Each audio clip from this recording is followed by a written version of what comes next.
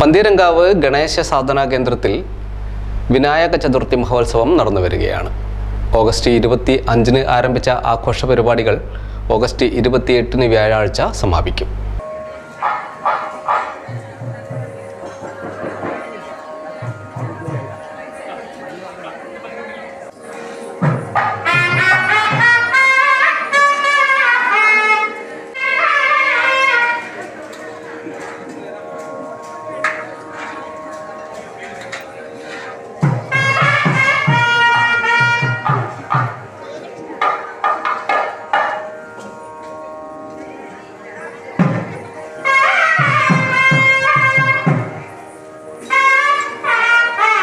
വിഘ്ന വിനാശകനായ വിനായക ഭഗവാന്റെ പ്രീതിക്കായി വിനായക ചതുർത്ഥി മഹോത്സവം തുടർച്ചയായി 29-ാം വർഷവും ഗണേശ സാധനാ കേന്ദ്രത്തിൽ ഓഗസ്റ്റ് 25 മുതൽ നടന്നു വരികയാണ്. ശ്രീലശ്രീ ആനന്ദ്യാംബയുടെ കാർമ്മികത്വത്തിലാണ് കർമ്മങ്ങൾ നടക്കുന്നത്.